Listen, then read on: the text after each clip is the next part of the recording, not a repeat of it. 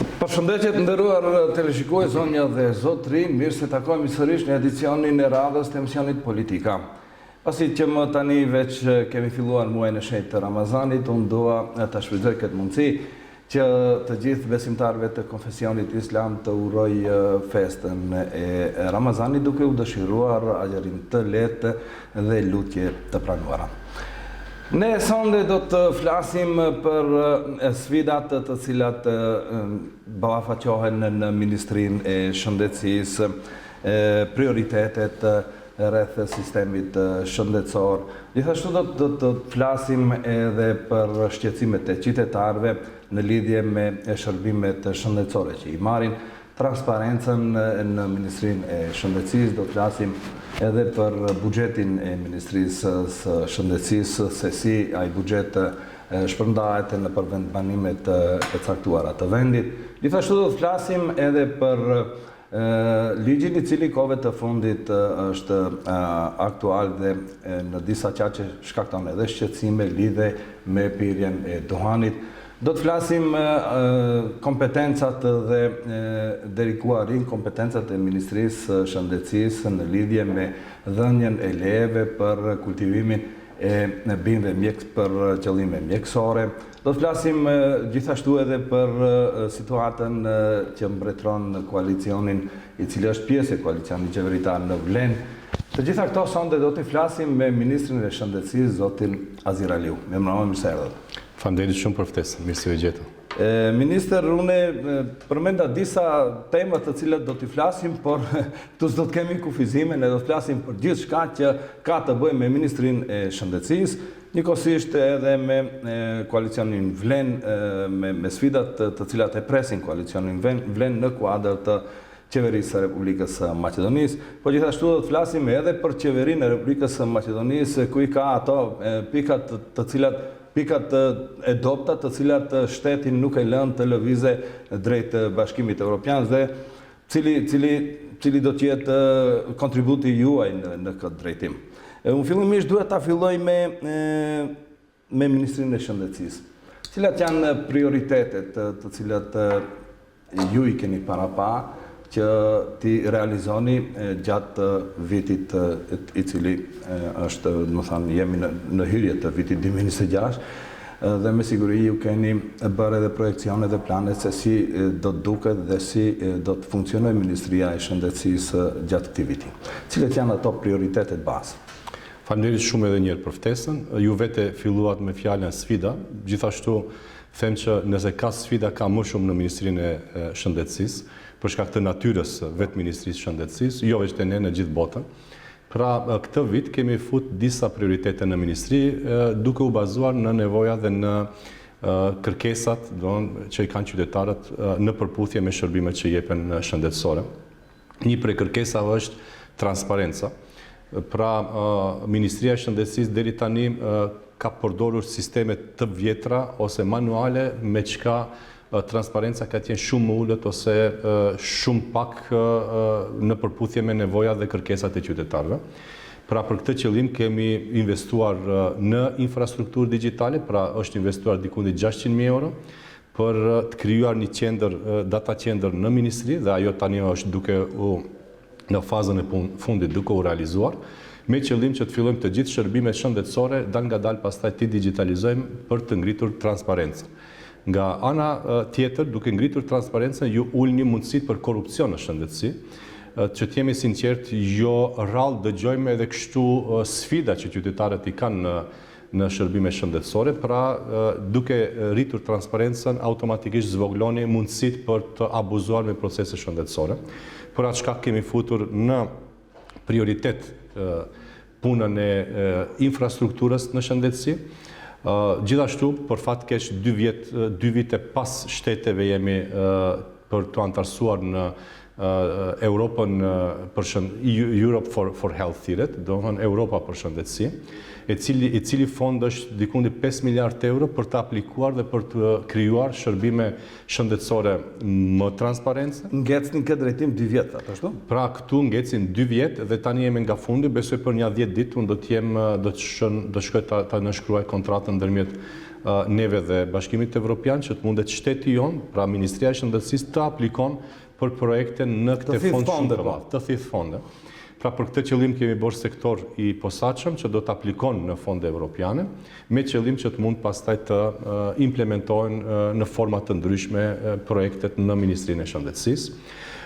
Sfidë tjetër është, siç e dim të gjithë, infrastruktura fizike, pra dikundi 205 milion euro do të investohen në 3 qendra, pra në Shtyp, në Tetov dhe në Korçov, duke përmirësuar infrastrukturën fizike, pra në Tetov do të bëhet kampusi për herë të parë i cili do të ngjan me standardet evropiane. Në Korçov bëhet ndërtesë nga e para. Kjo ndërtesë që është investuar dikundi më shumë se ta 30 vjet hapasapje dhe ende është e pa përfunduar, do të jepet shtëpisë së shëndetit, ndërsa do të ndërtohet në një hapësirë tjetër nga e para, nga fillimi, do të thonë objekti i ri i cili do të përputhet me standardet që ne veç i kemi definuar. Në Shkup, në klinikën universitare Nën Tereza, veç jemi duke investuar në 10 salla për operim që janë dikundi 6 nga ato janë nga fundi, për një 2 javë do t'i promovojmë, që janë me standarde komplet ndryshe nga ato që kemi pasur. Dhe në Shtyp do të ndërtohet komplet kampusi brenda, që është, e dini që ka pasur probleme administrative, do të fillohet të ndërtohet, ndërsa në aspekt afatgjat për 5 vite planifikojmë ndërtimin e kampusit të ri universitar, për shkak se aty ku është kampusi në moment, ndërtesat janë shumë të vjetra, hapësira është shumë specifike, është në qendër të Shkupit, që është shumë rënd e depërtueshme brenda në kohë reale që të arrin pacienti, edhe analizohet që 8 shtatorit të jetë qendër që do të zgjerohet, do të investohet në 3 objekte të reja, në anën tjetër të bulevardit i Linden, me qëllim që të lidhen pastaj edhe të bëhet një kampus i cili do të ketë standarde që na duhen si qendër universitare. Paraprakisht kishte ide për ndërtimin e një qendre klinike tjetër në Shkup nga fillimi të re. Çka ndodhi me atë projekt ose me atë ide? Është aktuale, është në plane, ose tani e keni shpërnda fokusin në këto që i përmendët, dhe këto do të plotësojnë kushte dhe standarde për të marrë shërbim qytetarët, dhe pastaj vini në përfundim se s'është e nevojshme të ketë klinik ashtu siç planifikoheshte më herët. Pra, strategjia e qeverisë dhe Ministrisë së Shëndetësisë është që të bëhet disperzimi i shëndetësisë në nivel të shtetit. Çka nuk kuptojmë sot, për fat keq, 70% të pacientëve që janë në shëndetësi terciare në Shkup vinë dhe marrin shërbime që nuk duhet t'i marrin aty, duhet t'i marrin në shëndetësi primare apo sekondare. Pra, me këte kemi 2 procese që abuzohet me shëndetësinë. E para, mjekët që duhet të punojnë në spitalet që janë në qytetet jashtë Shkupit, nuk japin ato shërbime, por automatikisht pacientët ju thonë shkoni në Shkup. Dhe kjo edhe kostja është më e madhe për shtetin, po nga ana tjetër edhe koha edhe kostja për qytetarin është më e madhe. Pra nuk është numër i vogël, 70% të qytetarëve që marrin shërbime shëndetësore në Shkup, thjesht duhet t'i marrin në qytetet ku jetojnë. Por atë shkak disperzimi i shëndetësisë është primar, dhe tani bashkë me organizata të ndryshme punojmë që të bëjmë riorganizimin. Do fillojmë nga shëndetësia primare në shëndetësinë sekondare. Në shëndetësinë primare dini që kemi të organizuar e tillë është që janë të gjithë mjekët privat, janë koncesioner aty, dhe do të shohim të japim të zgjerojmë paletën e shërbimeve shëndetësore që i vajnë këto mjek. Në shëndetësinë sekondare do të investohet në infrastrukturë, për atë shkak një nga regionet në Pollok do të jetë Tetova, dhe aty do të investohet me 2 ndërtesa të reja, komplet këto ndërtesa që janë do të rinovohen, me qëllim që të kemi një qendër, le të themi, regionale që do të jep shërbime për gjithë Pollogun. Jo rastësisht Korçova pastaj investohet nga e para, që të mund të gravitojnë në këtë pjesë, plus në Strug do të ndërtohet, edhe Ohri në anën tjetër do të investohet në infrastrukturë, me qëllim që qytetarët pastaj të marrin shërbime aty ku jetojnë më afër. Nga ana tjetër bëjmë komplet riorganizimin financave në shëndetësi, pra do të mundohemi që shërbimi shëndetësor të lidhet me buxhetin. Çka nuk kupton ajo, nëse një shërbim shëndetësor kushton 100 denar, do të lidhet shërbimi shëndetësor me buxhetin e këtij shërbimi shëndetësor dhe pacienti nëse nuk do ta merr aty ku me protokoll duhet ta merr, automatikisht ato para kalojnë në institucionin ku do ta merr këtë shërbim shëndetësor për të vetmin qëllim, për shkak se tani ne si ministri do të paguajmë 2 herë. Si qytetar, nëse shkoni tek, le të themi, shëndetësia sekondare dhe nuk ju jepet shërbimi që është i definuar që të merret aty, ne paguajmë atë mjek aty, pastaj ju shkoni në Shkup edhe një herë paguajmë mjekun në Shkup, pra për të njëjtin shërbim neve paguajmë minimum 2 herë, ndonjëherë edhe 3 herë nëse ajo niset nga shëndetësia primare.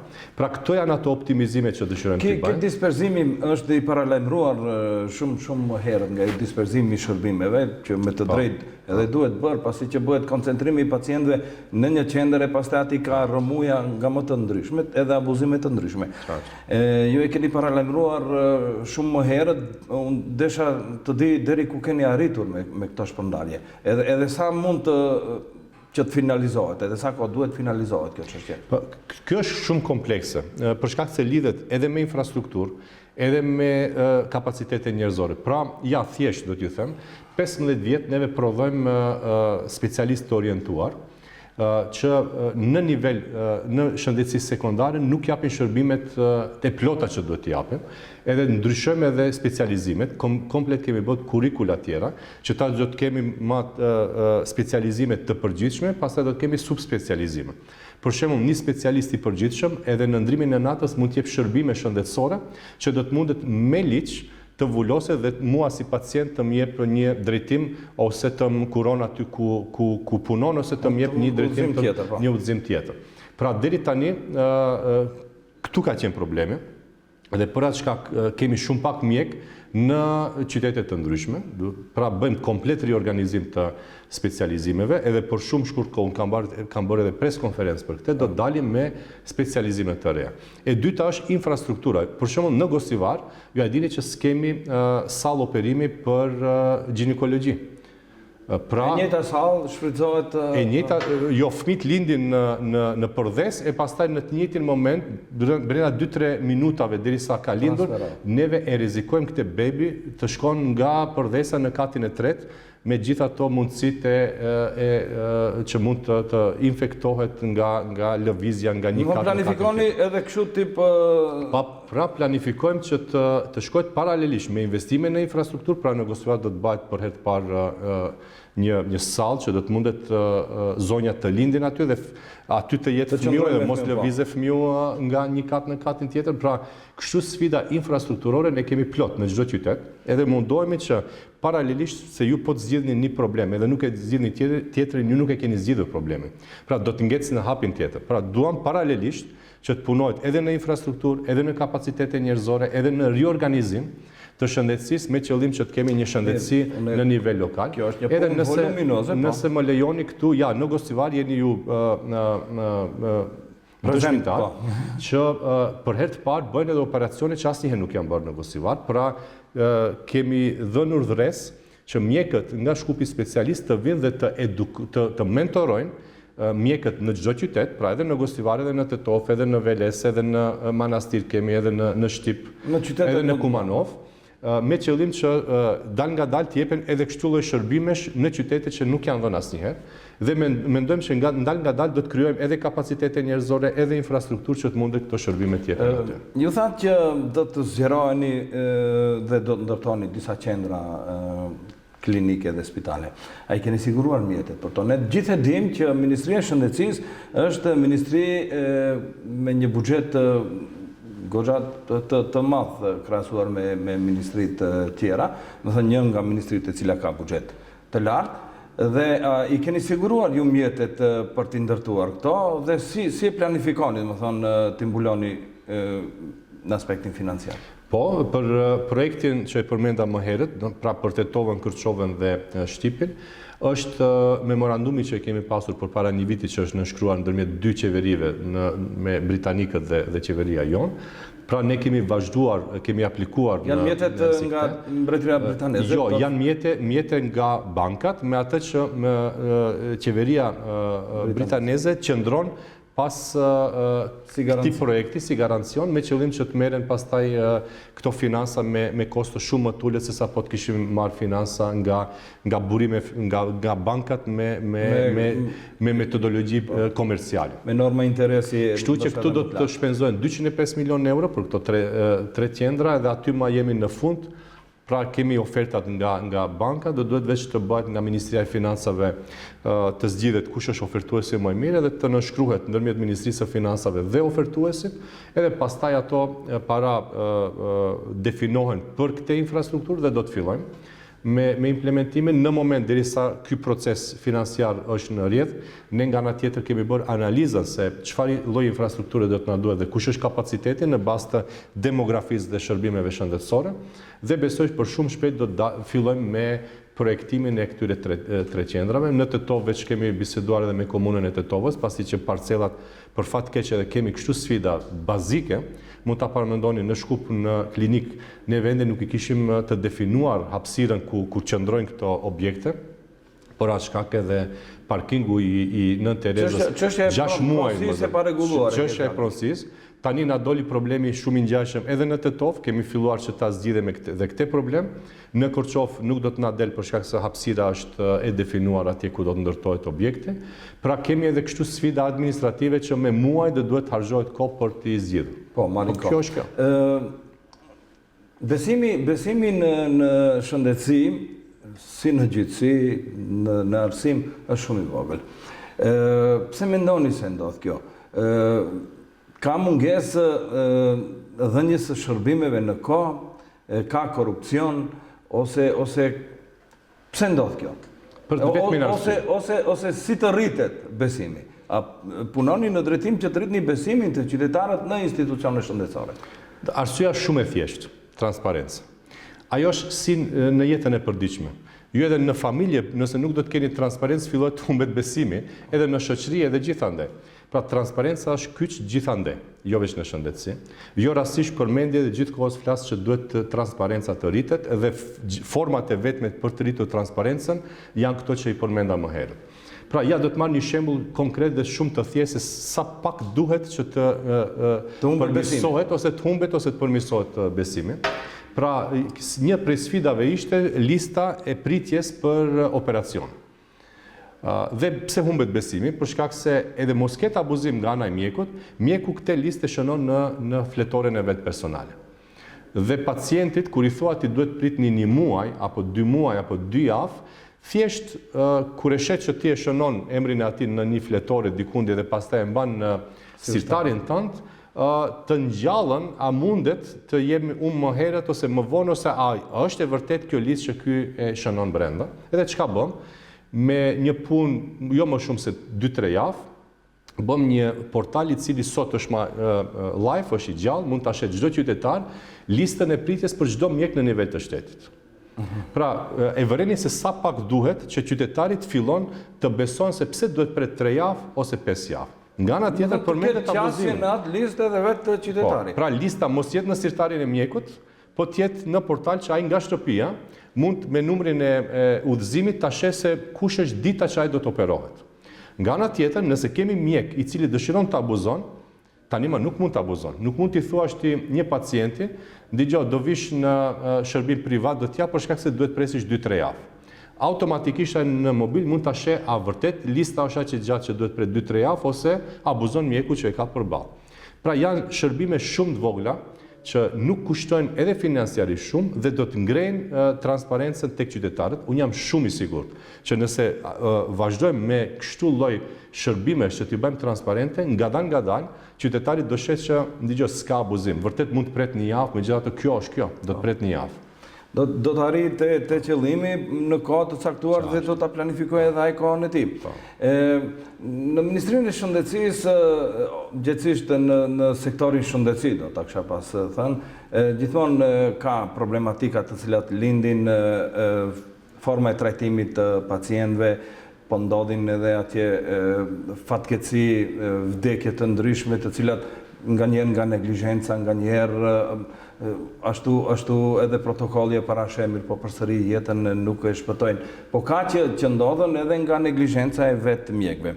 Ne të gjithë jemi dëshmitar të asaj që u deklarua se në Republikën e Maqedonisë për arsye të ndryshme janë bë edhe operacione në zemër të panevojshme, të cilat s'kan pas nevojë të bëhen, edhe për këtë çështje ju formuat një komision edhe filluat hetimere saj çështje, sollët edhe ekspert nga jashtë. Deri ku janë këto procedura dhe a do mund në të ardhmen këto të bartin përgjegjësi dhe ju të bëni kontroll ose Ministria e Shëndetësisë gjendet mekanizëm që të bëhet kontroll që mos vi deri te abuzimi i kësaj natyre, do të bëhet operacion nganjëherë dhe i panevojshëm.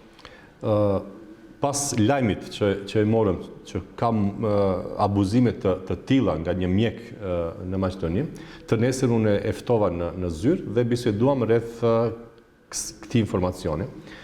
Dhe pas bisedës, a ishte i bindur që ekziston diçka e tillë, unë isha i obliguar që të krijoj një ekspertizë të brendshme, përbërë nga 9 persona, 9 profesor dhe mjek nga Maqedonia, që të bëjnë analizën e të gjithë folderave, në aspekt administrativ dhe klinik, analizën e të gjithë pacientëve të cilët dyshoheshte se janë operuar, a nuk është dashur të operohen. Dhe gjithashtu e dini që nga dita e parë bëm kabinetin e hapur, tek unë çdo e premte nga ora 10 deri në ora 3, çdo qytetar në online mund të banë një termin që i konvenon edhe të vjen të takohemi, dhe kemi bërë mundësinë nëpërmjet portalit që të bajnë të na informojnë nëse ka abuzime të ndryshme apo shërbimet nuk jepen në kohë reale. Dhe nga këto 2 burime kemi marrur përsëri informacione dhe dikundi janë bërë, nëse nuk gabojmë, 27-8 raste që ky komision i brendshëm i ka analizuar edhe në aspekt administrativ edhe në aspekt klinik. Dhe rezultoi, draft raporti i parë rezultoi që 10 prej tyre dyshohet që është dashur të operojnë, megjithatë që të jemi transparent, siç përmendëm më herët, dhe të jemi të sigurt që ka ndodhur ndonjë lloj abuzimi apo keq trajtimi shëndetësor, vendosa personalisht që të bëjmë edhe në një nivel tjetër, 3 ekspert nga jashtë, me qëllim që të minimizojmë dyshimet edhe tek qytetarët, po edhe tek institucionet shëndetësore. Dhe unë kam fat që 3 nga ato ekspert që i gjetëm janë ekspert ndërkombëtar, jo vetëm ekspert në shtetet e tyre. Pra ato edhe më herët janë marrë me kështu lloj analizash. Janë nga Slovenia, Italia, 2 nga Slovenia, njëri i cili punon jashtë shtetit, po është sloven, dhe një në Itali, janë profesor universitar me një CV internacionale. Pra, unë jam takuar disa herë online me ato tani ma kanë filluar të bëjnë në punën e tyre, kemi hapur një cloud sistem i izoluar nga të gjithë mundësitë e abuzimeve që të kenë qasje, dhe besoj për një 2-3 javë, maksimum do dalim me raportin përfundimtar. Ky raport përfundimtar do të jetë edhe transparent, edhe një rrugtim për neve si ministri, a do duhet të ndryshojmë diçka në protokolle, ose të ndryshojmë ndonjë lloj ligji që të bëhemi më le të themi kornizat të jenë më të forta që të mos mund të dalin jashtë këtyre protokolleve mjekët që japin kështu shërbime. Por nga ana tjetër, sipas informatave që i marrim deri tani, në këto shtete që këto profesorë na informuan që si mund të përmirësohet cilësia dhe në shtetet e mirë të etabluara në aspektin shëndetësor, duhet të krijohet një hard team, ashtu e thirrin ato, do një grup ekspertësh nga fushat të ndryshme kardiolog dhe kardiokirurg, që do të japin mendimin përfundimtar për trajtimin e pacientit. Pra kjo do të rrisë edhe transparencën, po edhe sigurinë edhe për pacientin, edhe për institucionin shëndetësor, se si do duhet pacienti të trajtohet, dhe jemi duke punuar në bazë të demografisë dhe infrastrukturës, do shohim se sa grupe të tilla do duhet të krijojmë. Nga ana tjetër, jemi duke menduar që të bëjmë një listë përsëri transparente online, e cila do të ketë emrat e mjekëve të cilët japin këto shërbime dhe numrin e pacientëve që janë në pritje për këto mjek, me qëllim që edhe këtu të zvoglojmë mundësinë për abuzim ndërmjet institucioneve shëndetësore private dhe atyre publike. Pra jemi duke punuar dhe duke krijuar një sistem dhe për fat keq pas kësaj unë e di që do të kemi sistem më të sigurt, por atë që e thatë në fillim, qytetarët humbin besim nëse çdo herë mësojmë nga gabimet tona. Pra, shëndetësia duhet të jetë preventive, nuk duhet të shërojmë veç atëherë kur kemi sëmundje ose kur kemi probleme. Kjo është arsyeja tjetër pse kemi ndryshuar edhe politika në shëndetësi, pra shumë më shumë japim prioritet shëndetësisë preventive se sa shëndetësisë të shërojmë atëherë kur kemi nevojë. Edhe screening programit i kemi futur në prioritet këtë vit, pra screeningun e kemi programi i cili për herë të parë tani fusim edhe 2 programe të reja. Për shembull për kancer të mushkërive nuk e kemi pasur asnjëherë. Aty rezulton që qytetarët kanë probleme të mëdha në Maqedoni edhe për shkak të aspektit ekologjik, por edhe për shkak të mundësisë edhe formave se si jetohet, si ushqehemi, cigaria është këtu shumë. Do flasim edhe për ligjin për duanin. Afera Epstein, e cila në nivel botror ka marrë, domethënë përmasa interesante, po këtu përmendet edhe Maqedonia. Përmendet se janë ekzaminuar ose kanë shkuar tru nga Maqedonia, bukfalisht tru në aspektin fizik, nga disa spitale psikiatrike këtu për eksperimente në Shtetet e Bashkuara të Amerikës. Sa është e vërtet dhe në rast se ju keni ndërmarrë diçka në lidhje me këtë, për ta verifikuar si rast, pasi që në rast se diçka verifikohet del në sipërfaqe 10 vite pasi që ka ndodhur, do me thënë çfarë mund ndodh tani që të del në opinion mas 10 vitesh? Ajo është më shumë, është 30 vjet, është një program i cili ka filluar në 96-ën. Është program shkencor ndërmjet 2 institucioneve, 2 universiteteve, ndërmjet Universitetit Shën Kirili dhe Metodi në Shkup dhe Universitetit Columbia në Amerikë. Dhe ka qenë ndërmjet institutit tonë dhe institutet të tyre për sëmundje neurologjike. E keni fjalën që gjithçka ka qenë rregulluar në këtë drejtim? Në këtë aspekt, në momentin unë kam obligim si ministër i shëndetësisë, çdo proces pavarësisht do jetë i vërtet apo nuk do të jetë, ju do duhet ta ndiqni dhe të shikni ka diçka apo s'ka brenda. Unë krijova grupin punues brenda me qëllim të shohin dhe të bëjnë takime me këto institucione. Në Amerikë me Columbia University personalisht kam pasur takime online dhe grupi punues dhe gjithashtu me universitetin apo më saktë me fakultetin e mjekësisë në Shkup dhe me institutin, me drejtorin që të shohim kur ka filluar projekti dhe si ka përfunduar deri në fund.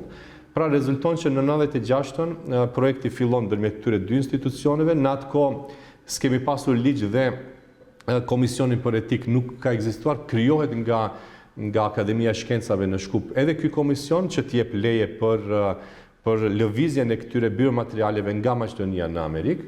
Dhe në aspekt administrativ rezultoi që është diçka në rregull.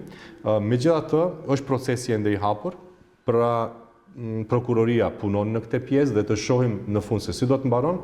Tani rezulton që është projekt shkencor dhe unë edhe në fillim e kam thënë, duke marrë parasysh dhe në aspekt administrativ i mbuluar. Duke marrë parasysh edhe shtetin, se bëhet fjalë për Amerikën, dhe duke marrë parasysh Columbia University, një institucion, universitet shumë prestigjos, mundësitë ishin shumë të vogla për abuzim, nga para dukeshte, megjithatë t'ia lejmë institucioneve shëndetësore dhe gjykatës që të shohim në fund prokurorisë që të shohim çka do del. Para se të bëjmë një shputje publicitare, dua t'ju shtroj edhe disa pyetje kështu të shkurta. Çfarë ndodh me listën pozitive? A do zgjerohet lista pozitive? Punojmë. Ka të dhëna tani jo të verifikuara që një bar i cili prodhohet në Maqedoni ka çmim më të lartë në Maqedoni, më të ulët në Serbi ose në vendet fqinje. Tani këtu barnat kanë çmime ashtu siç i kanë dhe ministria mundohet që të fusë edhe në listën pozitive, këtu ka rezistenca nga më të ndryshmet, si që ndronë puna me listën pozitive, a do e zgjeroni ose jo? Pra, prap do të lidhemi me fjalinë e parë që e fillova me transparencën. Duke të mundësuar sisteme për të ngritur transparencën, ne kemi bërë komplet digitalizimin e këtij procesit për të futur një ilaç në listën pozitive. Dhe tani ma ju funksionon, do në institucionet komplet edhe grupet punuese edhe institucionet që merren me shitjen e këtij ilaçi do të mundet komplet në mënyrë elektronike nga momenti i aplikimit deri tek momenti i futjes së ilaçit në listën pozitive të shkon në mënyrë digjitale dhe kjo është funksional e kemi bërë. Momentalisht janë duke punuar 10 të tilla, edhe besoj për shumë shkurt kohë ato do të kalojnë në listën pozitive. Gjithashtu jemi duke punuar në metodologjinë e definimit të çmimeve, pasi që janë dy metodologji. Ministria e Shëndetësisë definon çmimet për blerje të madhe të ilaçeve, ndërsa fondi definon çmimin për blerjen e ilaçit për një copë, për 5 copa me pakicë. Pra, edhe këtu mundohemi që të bëjmë një optimizim të metodologjisë dhe me qëllim që të jenë çmimet jo drastike atë që i definojmë neve si Ministri të Shëndetësisë për blerje me shumicë dhe atë që i definon fondi për blerje me pakicë. Pra, jemi duke i koordinuar të dy grupet punuese ndërmjet dy institucioneve që edhe këtu të kemi metodologji të ngjashme. Për fat keq rezultoi që metodologjia ndryshon se si arrim deri tek çmimi, veç shkurt nëse kemi kohë. Merren 5 shtetet, definojnë 5 shtete dhe merret mesatarja e çmimit nga këto 5 shtete. Dhe këto 5 shtete që i ka definuar Ministria e Shëndetësisë, rezulton që nuk janë 5 shtete të njëjta, jo të gjitha, ka disa që mungojnë në fondin shëndetësor, dhe puna e parë është duhet të definojnë që të jenë shtetet e njëjta edhe në këtë metodologji, edhe në metodologjinë tjetër. Pastaj format tjera, indikatorët tjerë brenda do duhet gjithashtu të optimizohen me qëllim që qytetarit të paguan më pak nga xhepi për një ilaç që e blen në barnatore. Pra edhe këtu është një proces i cili pjesën e digitalizimit e bën, pjesën e metodologjisë do ta qytetarët presin që të zgjerohet lista e banave. Me të drejtë. Po, të cilat do të jenë në kurisë të fondit. Si qëndron puna me smundjet e ralla, sa u kushtoni ati në rëndësi? Në Maqedoni vazhdimisht ka qenë problem me trajtimin e pacientëve të cilët janë me smundje të ralla dhe opinioni publik shumë pak e di se ato me çfarë probleme zhballafaqohen. Ju si ministri, çfarë keni, si i trajtoni këto çështje? Pra, smundjet e ralla, çdo ditë për fat keq, jo vetëm në Maqedoni, gjithandej në botë, rritet numri i qytetarëve fëmijëve që lindin me kështu lloj smundje të ralla.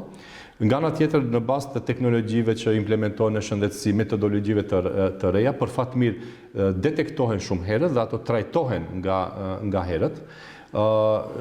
Kjo është një sfidë që ballafaqojnë gjithë shtetet.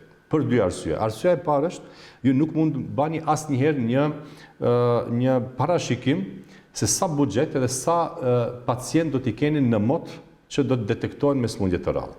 Nga ana tjetër, pasi që smundjet e ralla detektohen tek fëmijët kryesisht, rritja edhe pesha e fëmijët është shumë e lidhur me trajtimin që do t'i bëhet. Nga ana tjetër, trajtimet janë jashtëzakonisht shumë të shtrejta dhe ky disbalans ndërmjet kërkesës dhe buxhetimit çdo herë ka qenë sfidë shumë e madhe edhe është për çdo shtet. Çka bëm për herë të parë këtë vit? Unë kërkova nga qeveria që të shkohet me buxhetim për 3 vjet dhe hapjen e tenderimit për 3 vjet, jo për 1 vit, për shkak se nga analiza që e bëm, rezultoi që çdo herë këto pacient ngelin të paktën 1 muaj e gjys pa trajtim. Për shkak se harxhohet buxheti, nga ana tjetër ose numri i barnave që i kemi pasur, ose është paraqitur ndonjë pacient i ri gjatë vitit e kështu me radhë, ose siç përmenda pesha e ndonjënit nga këto pacient që janë ka lëviz, edhe ti duhet të trajtosh me dosë më të madhe, dhe kryesisht kanë ngelur pa trajtim një periudhë që nuk është mirë. Ajo rezulton negativisht si në shëndetin e tyre, ashtu rezulton negativisht edhe në mirëqenjen e familjes të tyre, po kur rriten edhe në punë, do në aktivitetet që i kanë çdo ditë.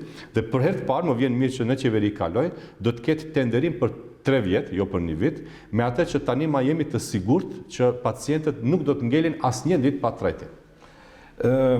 Edhe një çështje kështu shkurt do duhet të më përgjigjesh, si mbuloni vendet rurale ose çfarë shërbimi i ofroni vendeve rurale, tani kur flas për vendet rurale, e kam fjalën për malsinë e Gosivarit, malsinë e vendbanimeve të ndryshme, ku ka pak njerëz, mirë po sidoqoftë duhet mbuluar në aspektin shëndetësor. Kemi dy qasje, pra atë që e përmenda në fillim, shëndetësim primare jemi duke analizuar dhe do bëjmë reforma jashtëzakonisht shumë të mëdha, me qëllim që të hapim paletën e dhënieve të shërbimeve shëndetësore. E dyta është bashkë me komunat, veç kemi bërë në Shkupma me 3 komuna, tani vazhdojmë me Tetovën dhe me Dibrën me siguri që të mundemi nëpërmjet institucionit komunë dhe Ministrisë së Shëndetësisë të investojmë në shtëpitë e shëndetit, do në aspekt të infrastrukturës, me qëllim që të kemi infrastrukturë në vendet rurale që ndihmoj komunat bëjnë një objekt të komuna bashkë me kryesisht ekzistojnë këto objekte, nuk janë të mirëmbajtura ose nuk kanë mjek e kështu me radhë. Dhe treta qasje është më e rëndësishme, si do ta siguroni? Është primare, ju kote keni objekte nëse nuk keni motor medicinale dhe mjek brenda. Dhe treta është telemedicina, veç që bëjmë tani, javën tjetër do të dalim me shërbimin e parë që e kemi lidhur Shkupin si klinik me Dibrën dhe Delçevën, dhe do t'japim për herë të parë në Maqedoni shërbime në distancë. Pra do të fillojmë me sëmundjet e lëkurës, pasi që është më lehtë edhe i trajtuam për shkak se e dini, është qasje komplet ndryshe të jepni shërbim kur e ke paciente përpara dhe të jepni shërbim kur pacienti është në anën tjetër. Si në aspekt të infrastrukturës, kemi krijuar 3 qendra me teknologji që të mundet me kamera, me high definition që të mund të bëhet zoom in, zoom out, me një interoperabilitet të lidhur me fiber optik ndërmjet institucione që mos kemi internet të dobët dhe kështu me radhë, dhe që të mundet mjeku nga Shkupi me një motor medicinale në këto 2 qytete, ti trajtojmë qytetarët do fillojmë me Dibrën dhe Delçevën, pastaj si pilot projekt 2 muaj, derisa të shohim ku janë probleme dhe ku mund të hasim ndonjë lloj le themi defekti në infrastrukturë, dhe pastaj në nivel të shtetit do të kemi telemjekësi e cila do jep shërbime edhe në fusha tjera, jo vetëm në sëmundjet e lëkurës. Mirë, zoti ministër, bëjmë këtu një shkputje të shkurtër publicitare, pastaj do të themi sërish në studio, të vazhdojmë bisedën, kemi tema për trajtuar sa të duash. Ju lutem për një shkputje publicitare.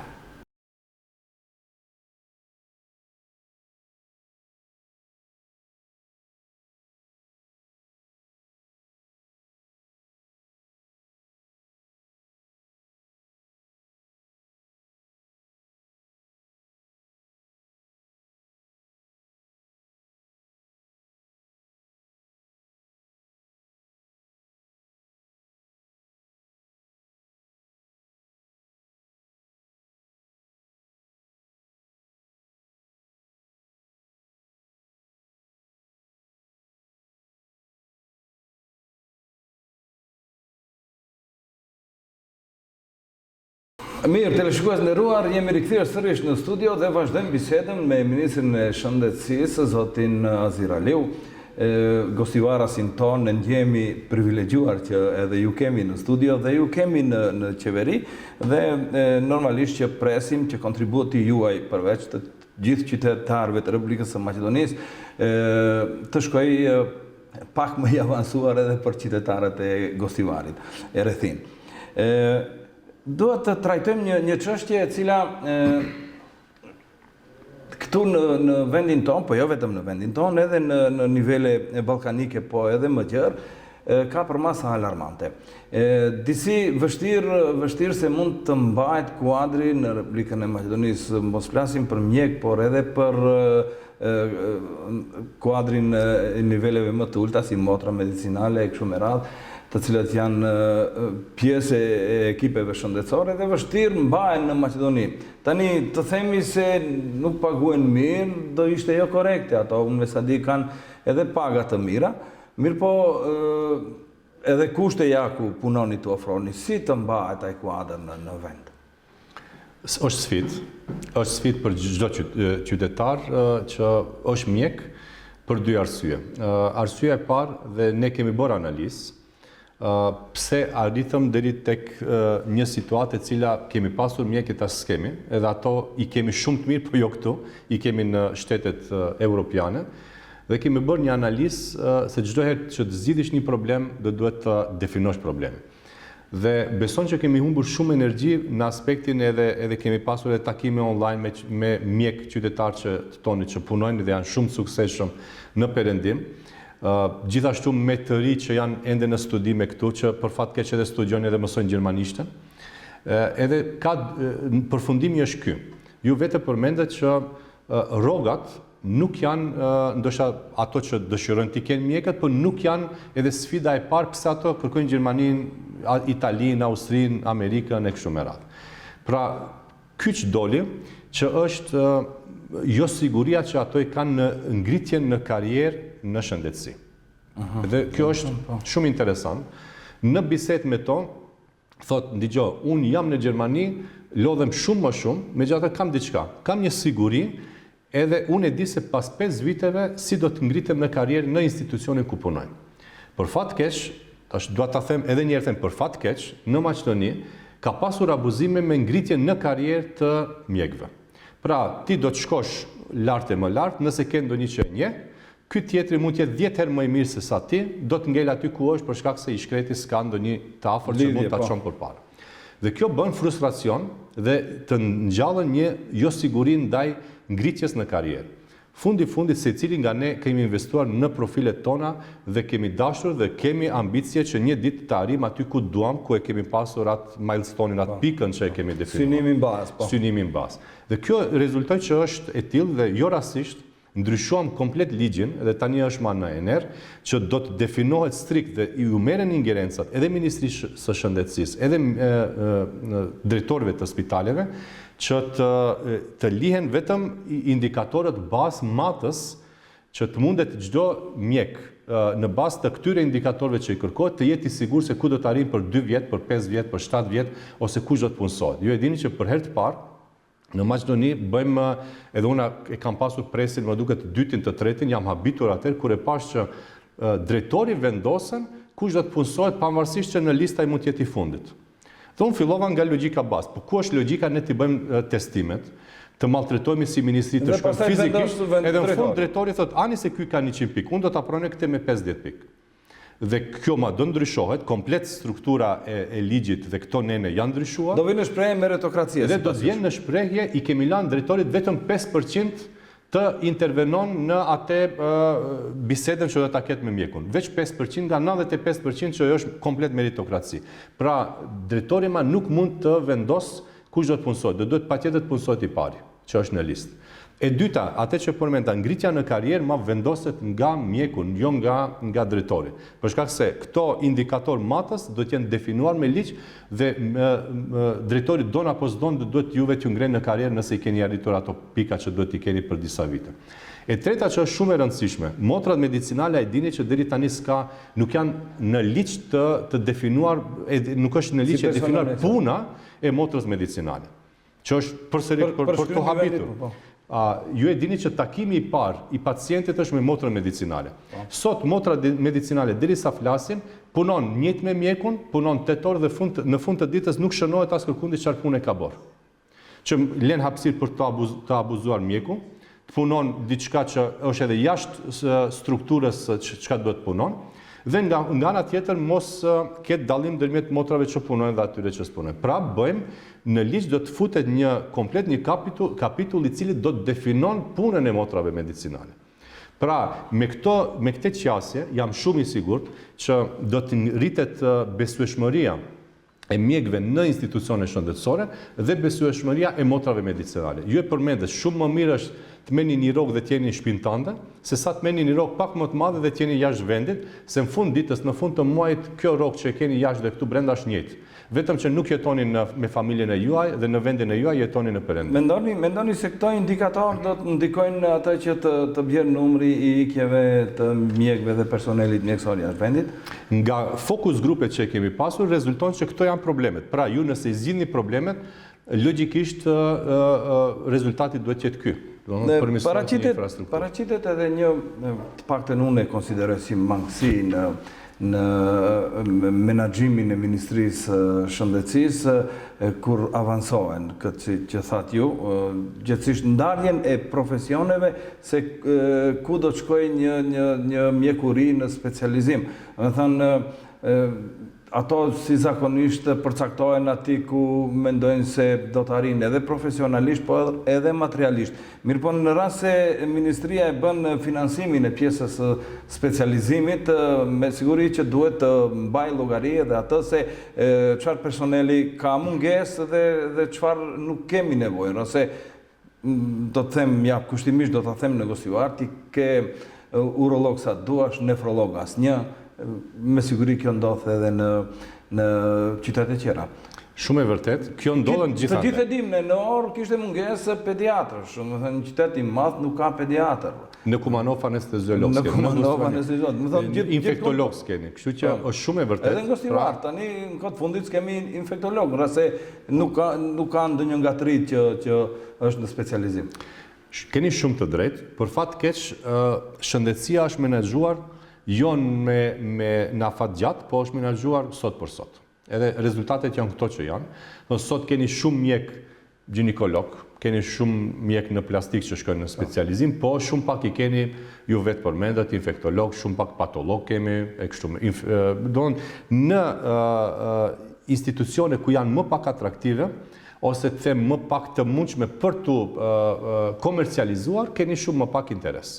Që është për fat keq një dëm shumë i madh i bërë me vite në shëndetësi, edhe këtu kemi arritur, përsëri them, të bazuar në problemin, kemi zgjidhur problemin. Kush është zgjidhja e problemit?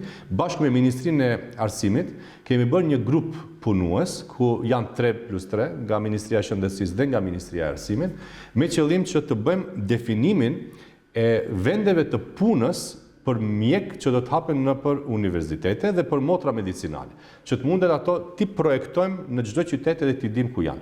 Nga ana tjetër, problemi që është me specializimet dhe me subspecializimet e zgjidhjem e përmenda më herët nëpërmjet kurikulave të reja që ne do të dalim me kurikula për 5 vjet për specializimi përgjithshëm, që do të mundet specialisti përgjithshëm në këto vende të jep shërbime me një gamë më të madhe shëndetësore. Nga ana tjetër do të definojmë prioritetet e Ministrisë së Shëndetësisë dhe Infrastrukturës që kemi, ku në çfarë qyteti çfarë profili na duhet. Dhe këto profile do të favorizohen nga ana e Ministrisë së Shëndetësisë dhe momentalisht jemi duke punuar për shkak se shumë shpejt do të dalim me thirrjen për specializant të ri dhe këto do të jenë prioritetet tona të bazuara dhe kemi kërkuar nga çdo drejtor të na jep numrin e të punësuarve dhe sistematizimin, dhe në bazë të sistematizimit dhe numrit të punësuarve do të shohim ku është mungesa e kuadrit dhe atje do të favorizojmë kandidatë që do të vazhdojnë në specializim ose në subspecializim.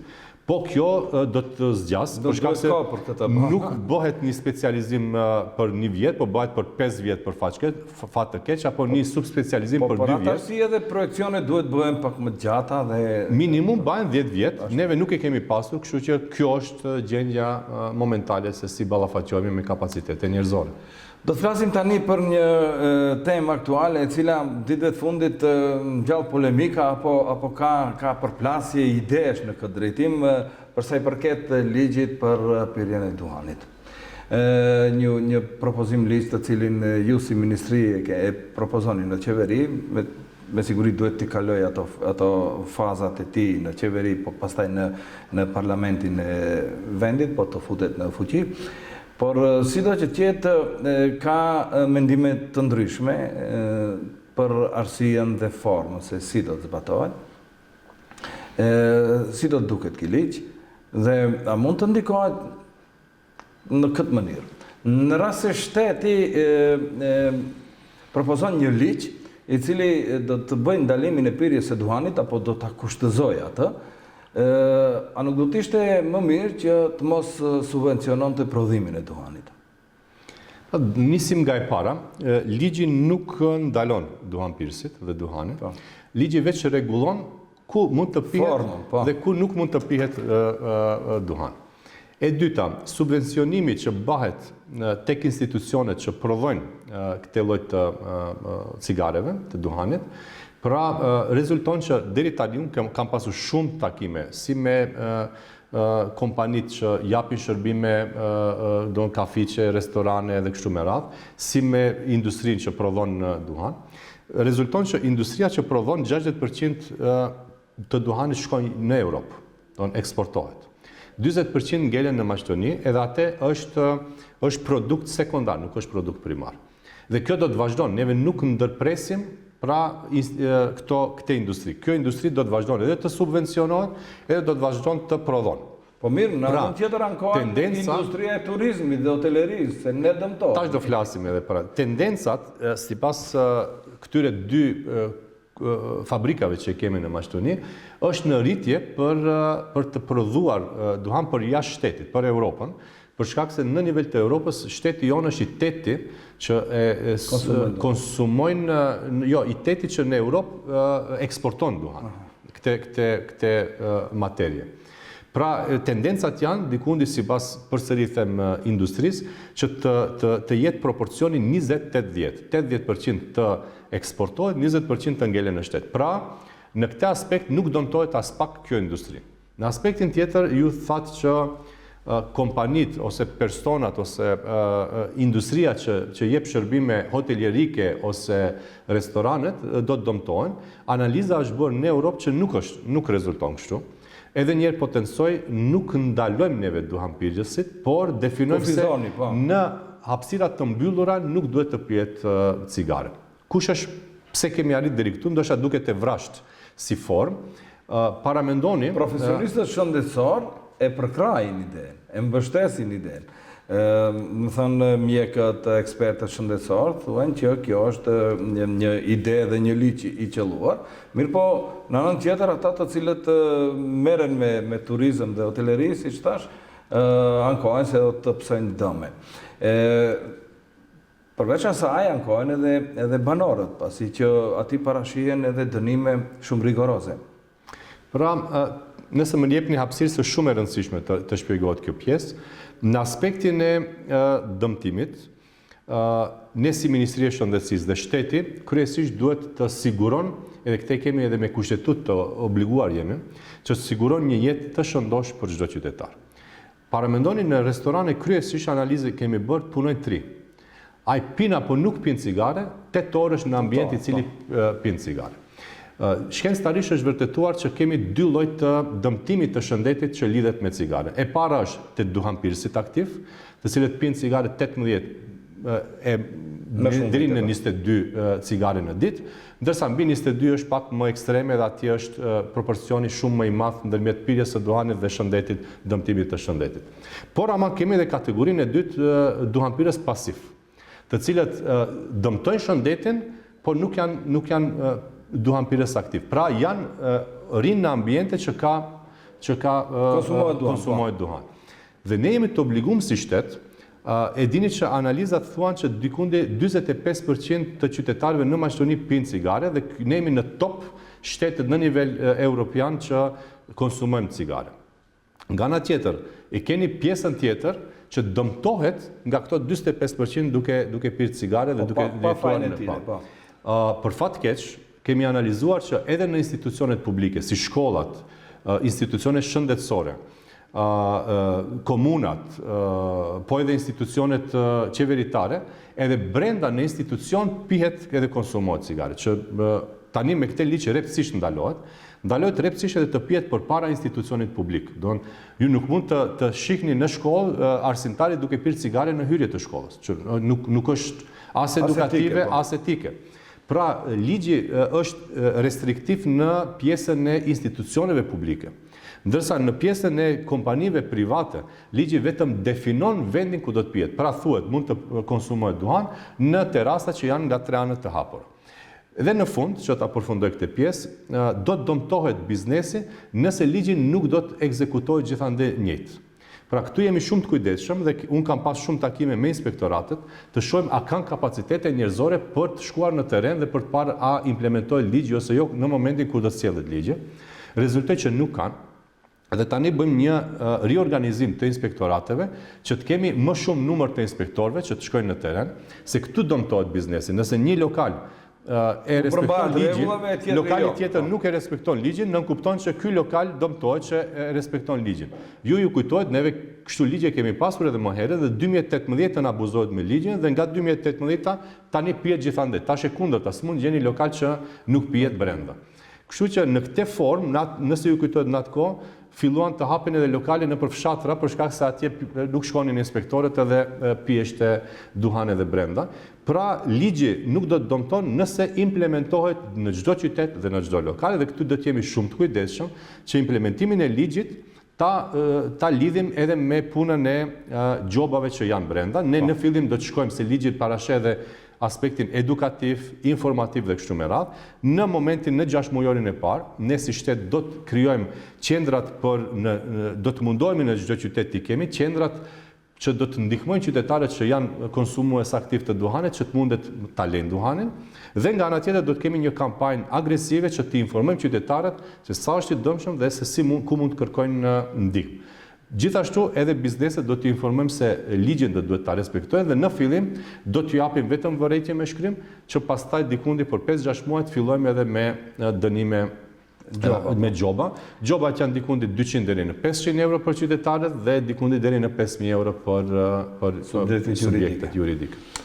Mirë, këto janë pjesët të cilet kanë të bëjnë me ligjin për pirjen e duhanit, mirë po ne gjithë e dim që në Republikën e Maqedonisë kemi gati 300 ditë me ndotje të ajrit, i cili vjen nga institucionet të ndryshme apo nga e pa definuar, se nga vjen dhe jemi në top vendet e para për ndotje të ambientit, i cili ndikon gjithashtu në shëndetin e njerëzve.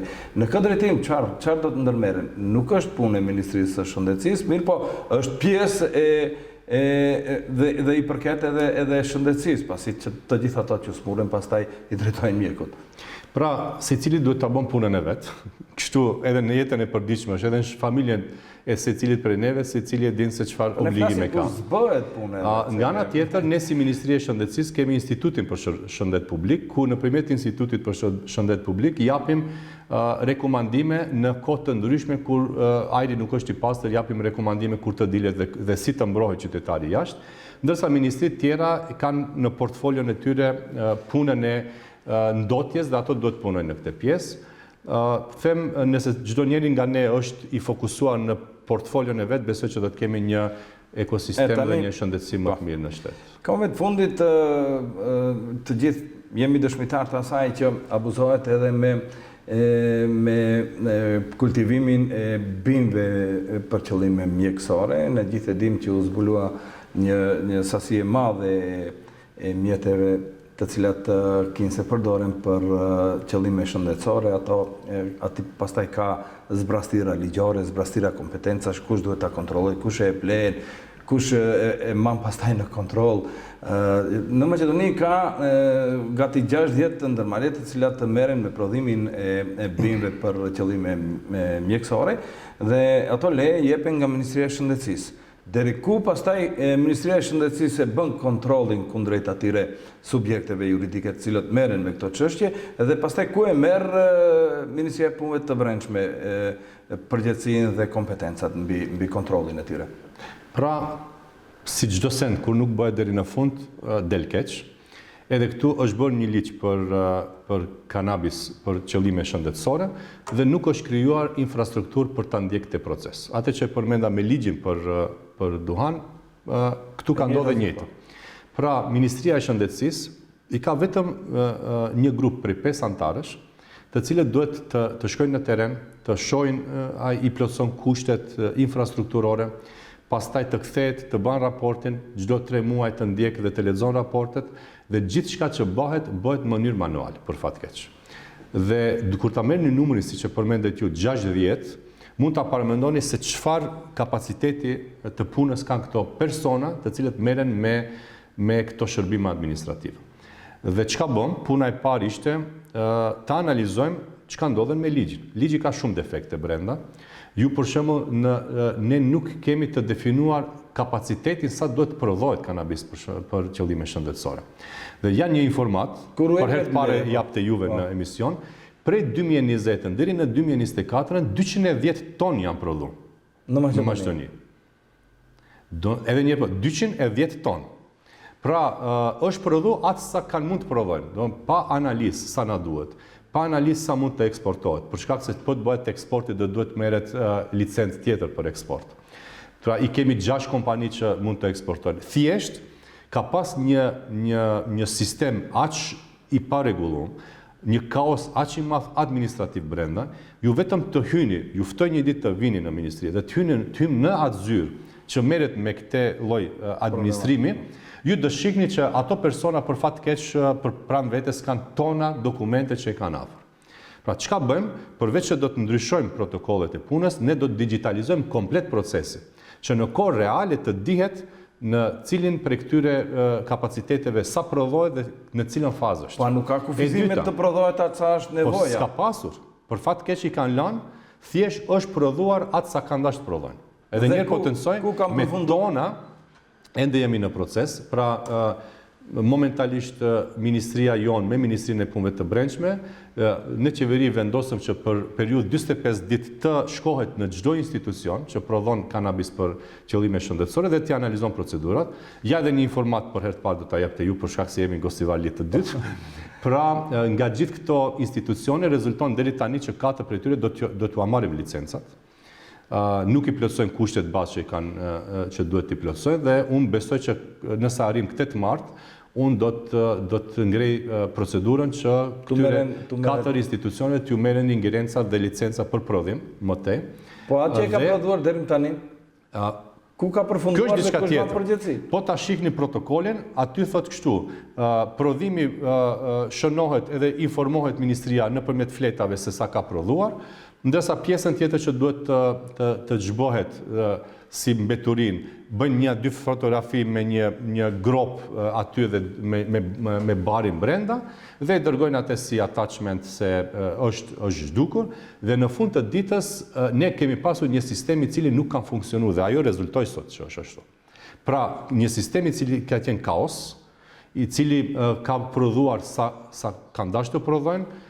Ku ka mbaruar, dëshojmë, për këto 45 ditë procedurat dhe Ministria e Punëve të Brendshme vazhdon me procedurat brenda për brenda që të sheh ka pasur apo jo abuzime tjera përveç prodhimit. Ta lëmë tani Ministrinë e Shëndetësisë, të kalojmë në funksionimin tuaj në pjesën e Vlenit, gjithësisht në koalicionin Vlen, dhe Vleni në kuadër të qeverisë Republikës së Maqedonisë. Ju dhe ministri tjetër jeni pjesë e Aleancës për Shqiptarët, të cilët mbetet në koalicionin Vlen, dhe tani me atë qëllimin se Vleni do të bëhet një parti në të ardhmen, do të jetë një blok i fortë politik dhe do të ecë përpara si një parti politike, pasi që brenda Vlenit kemi disa organizime politike, dhe në ditëve të fundit janë në lëvizje, janë vënë në lëvizje dhe parti tjera që këtë iniciativë ta finalizojnë. E para që ndërmori këtë iniciativë ishte lëvizja Besa, kur dhanë të gjithë dorëheqje kolektive vetëm me qëllim që të formohet Vleni si parti politike dhe t'u jap shkase edhe partive tjera të veprojnë kështu që sa më shpejt të ndodh ky proces. Dhe ku ju jeni aty si grupacioni Aleancës për Shqiptarët? Nëse më lejoni pak të kthejmë në retrospektiv, pra ne jemi realisht më dëmtuar nga gjithë partitë në Maqedoni për një arsye. E dini që 3 herë neve përçahemi si parti, një herë ishim në qeveri, ju kujtohet në atë periudhë u bë përçarja e parë ndërmjet një grupi që kaloi dhe vendosi mos të vazhdon me Vlenin dhe një grupi që vendosi me Lenin në atë kohë dhe të bajt Vlen. Edhe këtu ishte përçarja e parë për fat keq. Vazhduam pas një viti kishim dhe një përçarje tjetër ku një grup tash e ndroi mendjen dhe u kthy atje ku përpara një viti nuk besonte, në BDI, dhe grupi tjetër që vazhdoi me atë intensitet dhe me atë besueshmëri që e kemi pasur gjatë gjithë kohës. Pra, për fat keq Aleanca për Shqiptarët 3 herë dëmtohet radhazi dhe ne jemi grupi i cili vërtet më shumë, unë e kam thënë edhe në studiot të tjera, që besojmë dhe kemi punuar deri tani që Vleni të bëhet një parti politike, se e dim se si është përçarja dhe sa është e dhimbshme. Do të ndahesh. Keni përjetuar vetë, domethënë në kuris disa përçarje dhe e dini se si është. Po, përveç që është, nëse ka pasur ndonjë parti që vërtet ka pasur strukturë dhe ka qenë organizuar pas BDI-s, ka qenë Alianca për Shqiptarët. Dhe tash të dëmtosh një parti me një strukturë të tillë, me kapacitete njerëzore brenda jashtëzakonisht të mëdha, vërtet është mëkat. Sido që tjetë, sot ky është realiteti, pra realiteti është që ne jemi tash 3 grupacione të ndryshme, dhe edhe nuk t'ingëllon as mirë dhe as nuk ndjehesh mirë kur thua tash cila aleancë, para, e dyta ose e treta. Kështu që kjo është për të dëshiruar që mos ju ndodh asnjë partie politike këto përçarje kaq shpesh sa ka ndodhur te ne. Momenti i dytë është organizimi brenda për brenda në Vlenë. Tani për tani Vleni funksionon si një strukturë jashtëzakonisht shumë mirë organizuar dhe ajo pa edhe në zgjedhjet lokale që Vleni rezultoi me 10 komuna. Pra qytetarët dëshirojnë një strukturë ndryshe politike nga ato që i ka pas deri tash. Edhe kemi bërë edhe bëjmë ende analiza kush është diferenca dhe çka kërkon qytetari. Pra rezultati është që qytetari kërkon një politikë bërje ndryshe. Pra kërkon një politikë bërje e cila atë çka e thot do ta bën dhe atë çka e premton diçka reale, jo imagjinare. Pra dhe këtu kemi dashur pavarësisht se nuk është politikë shumë populiste të premtosh vetëm atë çka mund ta realizosh, megjithatë kemi vendosur që të premtojmë atë sa mund të realizohet e jo të premtojmë diçka që është ireale. Dhe kjo realisht ndikon negativisht edhe kërkon një energji, një efort më të madh që t'i bindi qytetarët se kjo është rruga e drejtë. Pastaj kur realizon hap pas hapit qytetari e ndjen atë she, megjithatë kërkon një efort të madh. Dhe më vjen mirë që Vleni kështu funksionon. E vëreni që çdo problem që ka pasur shqiptarët në Maqedoni, Vleni e realizon nëpërmjet ligjeve të ndryshme, nëpërmjet qasjes reale institucionale. Jo nëpërmjet PR-it të ndryshëm që ju të bindim qytetarin që gjithçka është kryer, në fund të ditës e shohim që ai nuk ndjehet, nuk është kryer. Kjo ka qenë një qasje ndryshe komplet, edhe besoj që kjo qasje do të vazhdojë. E dyta është si do duket Vleni nesër. Se sot kjo është esenca. Sot Vleni është kështu si është dhe ka pasur rezultat. Por aman qytetarët kërkojnë një Vleni edhe më të fortë se sa kaq, dhe me të drejtë harxhohet edhe më shumë energji, edhe më shumë kapacitete njerëzore, edhe më shumë financa, se ju nëse keni 4 struktura të ndryshme, ju duhet keni 4 grupacione që duhet të mbajnë takime me ato, duhet të kesh hapësira për takime dhe kështu me radhë. Dhe këtu përsëri çalon të Alianca për Shqiptarët, për shkak se ndarja e fundit u bë jo më pak se sa 7 muaj. Dhe ne për shembull kemi plot qytete që ende organizimi nuk e kemi përfunduar. Një prej atyre është Gosivari. Ne ende në Gosivar, Alianca për Shqiptarët, ky grupi i tretë tani Aliancës për Shqiptarët, ende ne s'kemi as zyrë në Gosivar, për shembull, s'kemi pasur takimet kur t'i mbajmë. Dhe tash neve vazhdojmë ta organizojmë grupin në Gosivar me qëllim që pastaj kur do të bëhet bashkimi ose shkrirja, secili institucion që është brenda për brenda Vlenit, me grupacionin e vet, me antarësinë e vet, pastaj ta bashkojmë dhe kështu është më lehtë. Edhe kemi vendosur që këto qytete që kemi ngecur në riorganizim lokal ta bëjmë deri në fund, atë që kemi filluar përpara disa muajsh, për fat keq kishim edhe zgjedhje lokale dhe kishim ngecje, ta përfundojmë deri në fund dhe pastaj të shohim kush është formula e bashkimit, apo ju e thatë edhe ne përdorim shumë shpesh shkrirjes së partive në një formacion politik. Unë mendoj se ky është proces i pandalur, do të duhet patjetër një ditë Vleni të jetë një parti politike, por ndryshe kjo është bindje personale, qytetarët do të humbin besim edhe në Vlen.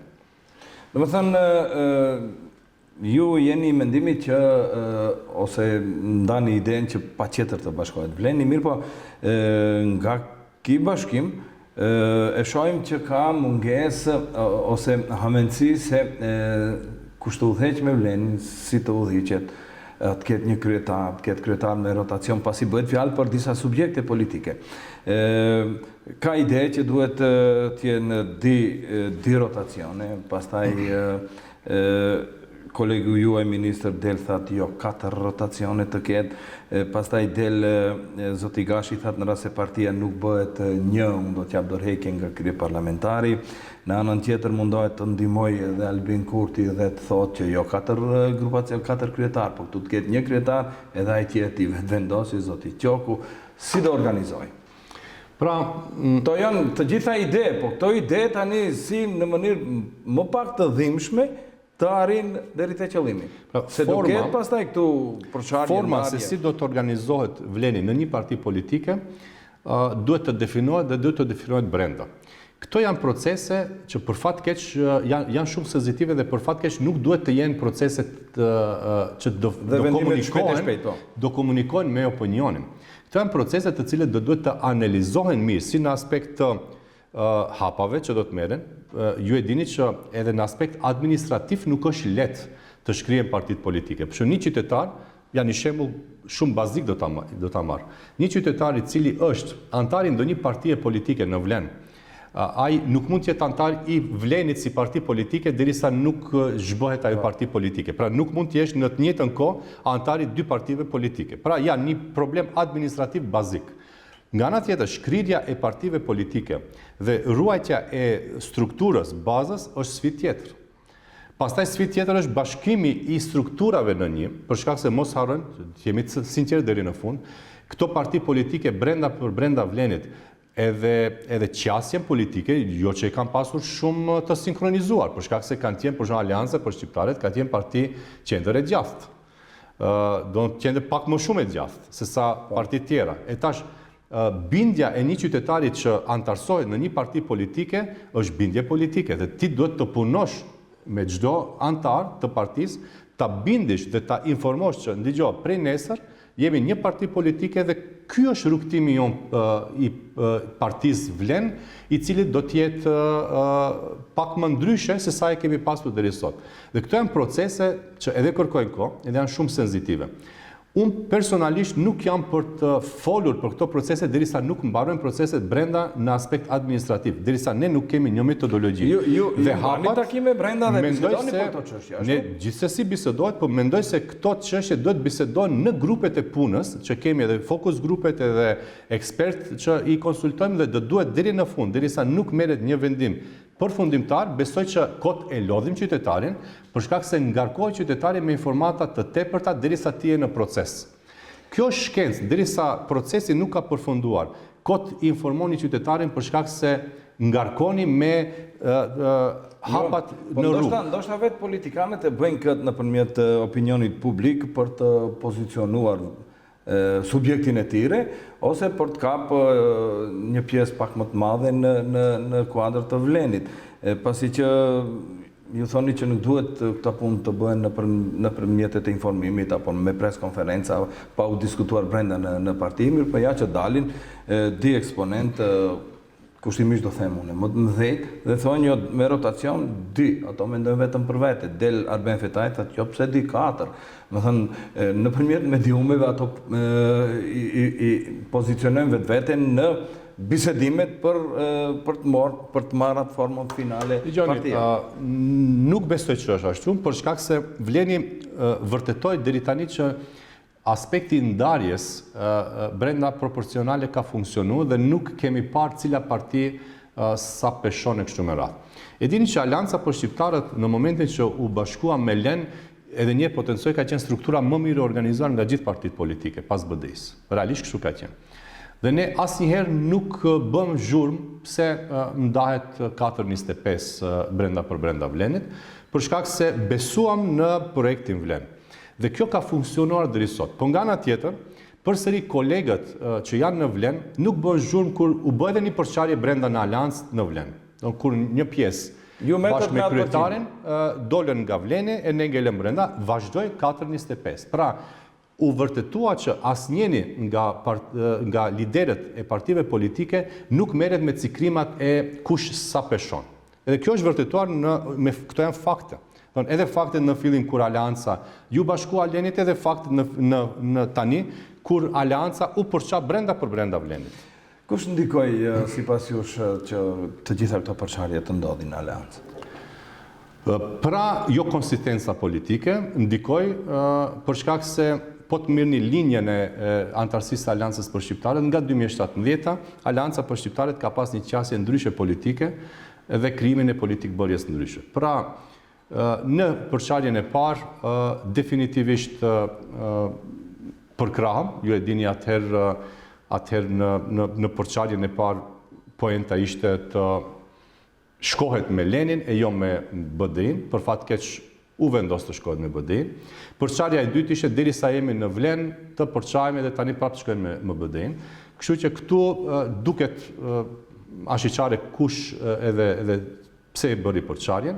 Pra është një proces i cili është bërë për fat keq nga kryetarët e Aleancës për Shqiptarët, të cilët ram përreth proceseve brenda për brenda, ende janë të paqarta. Unë ende nuk e kam qartë pse për shembull Arben Taravari e bëni atë hap, e pyetëm edhe atëherë kush është arsyeja, s'ka ndonjë arsye, duket sot se kush kanë qenë arsyet.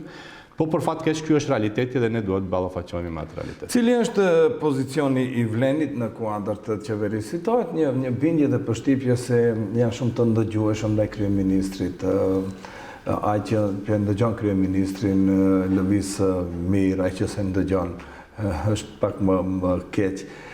Ka disa ligje të cilat disa vendime të cilat interpretohen në forma të ndryshme nga secila palë interpreton në formën e vet, në anën tjetër e psojnë qytetarët. Unë do ta them një shembull, ligji për dhënien e provimit të jurisprudencës. Në anën tjetër këtu ka njerëz, ishte një shkrimi, një eksperti në këtë drejtim, që në Maqedoni thonte që mund të doktorojsh në gjuhën shqipe, mirë po nuk mund të japësh provimin e jurisprudencës në gjuhën shqipe. Këto janë çështje interpretimesh ose në vërtet nuk janë të zgjedhura ashtu si duhet me ligj. Pra, edhe pozicioni i Vlenit ka shi gjithë këtyre interpretimeve në kuadër. Ja, do ta marr nga momenti kur kemi qenë të papërçarë në Vlen, nga fillimi, kur ju kujtohet në atë periudhë kam qenë ministër i Ministrisë së Informatikës dhe Shoqërisë Administrative dhe Administratës. Pra, në atë periudhë, BDI-ja me vite ka qenë në qeveri, provimi i administratës jepeshte vetëm në gjuhën maqedone. Pra, unë si ministër në Ministrinë e Informatikës, Shoqërisë Informatike dhe Administratës, bëra që provimi i administratës të jepet edhe në gjuhën shqipe. Pra, i përkthyem me qindra pyetje që ishin, i futëm në sisteme dhe bëm që qytetarët sot e kësaj dite vendosin se cilin nga ato në cilën gjuhë do duhet t'i nënshtrohet provimit. Pra, lidhem me atë që e thash në fillim, qasja e Vlenit është të zgjidh problemet, jo të kamuflon se ka zgjidhur problemet. Pra, deri tani për fat keq ne kemi pasur ashtu situatë. Sot ju përmendet ballafaqohemi me një situatë tjetër.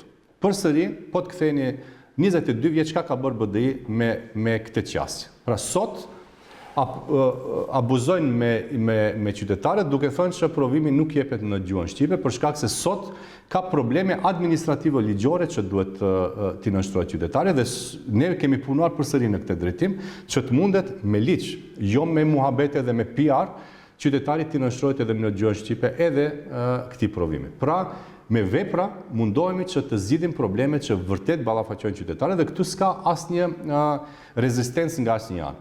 Thjesht nuk dëshirojmë të bëjmë PR për një. Ne shumë lehtë kemi që të bëjmë PR për 2 muaj dhe pastaj të mbyllet çështja ose të bjen në gjykat në një proces që është antiligjor dhe kështu me radhë. Pra, qasja jonë është qasje reale. Do duhet ta definosh problemin, ta shohësh ku janë problemet dhe ti zgjidhish problemet, jo të bësh PR. Edhe është munduar të bëhet në një lloj PR-i, nënkryetari i qeverisë doli tha më njëherë pas deklaratës së kryeministrit që provimi i jurisprudencës mund të jepet edhe në gjuhën shqipe, doli nënkryetari i qeverisë zoti Bekim Sali dhe tha që kjo çështje është e rregulluar, është e definuar, bëhet pak PR. Mas 2 ditësh kryeministri e demanton dhe tha që duhet shihet kjo se s'është mirë definuar edhe në ligj. Ç'a ndodh me këto? Pra, atë që i themi, unë jam inxhinier, e dini, nuk jam jurist, megjithatë her pas here neve tallemi e themi 5 ligje po t'ua jepni 2 juristëve, 20 zgjidhje do t'ua japin. Kështu që kjo është puna e ligjeve nëse nuk janë mirë të definuara, pra ideja është të definojnë ligje dhe mos ketë mundësi me ligjin ose me ndonjë nën të ligjit të abuzohet edhe të interpretohet ashtu siç doni ju. Të gjithë ligjet ne shohim që ka diçka, te ligji për prodhimin e bimëve narkotike, te ligji për duhanin pasi që pirja shkakton dëmton shëndetin, në anën tjetër 3 muaj kemi ndoqje të ambientit në gjithë Republikën e Maqedonisë.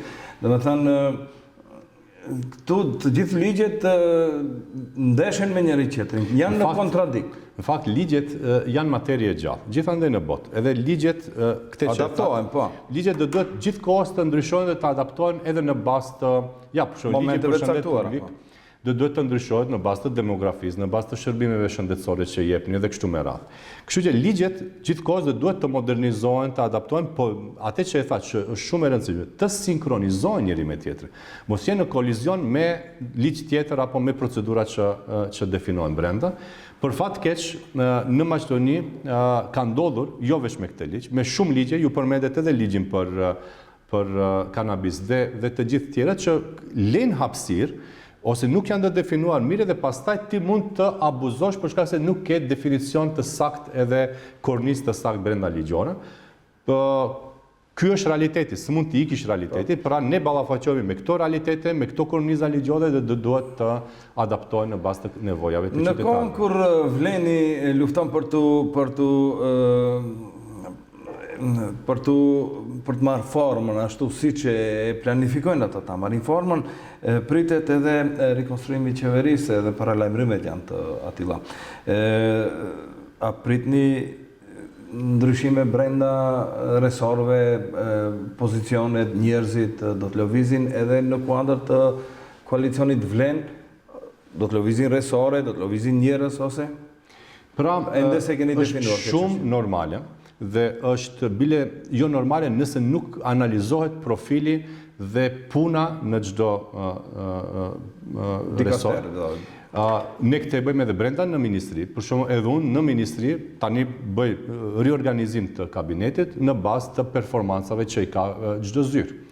Edhe riorganizim të institucionit, tani bëjmë riorganizim në organogramin e ministrisë, me qëllim që të jemi kompatibil me ligjet, ju e dini që tani bëjmë ndryshimin e 12 ligjeve, dhe këto ligje automatikisht ndikojnë në riorganizimin e zyrave brenda në ministri. Pra, është një proces i gjallë dhe është i detyrueshëm, si në institucionet më të vogla, ashtu edhe në qeveri, edhe është shumë normale në gjysmën e mandatit të qeverisë të analizohet çdo digaster, çdo ministër, çdo portfolio, si nga drejtorët, zëvendësdrejtorat, zëvendësministrat, ministrat e gjithandej, që të shohim ku jemi si qeveri, për shkak se në fund të ditës qytetari kërkon rezultate, rezultatet do duhet të jepen, të optimizohen si bëhen ato në bazë të përmirësimit të performancave që ke brenda në qeveri.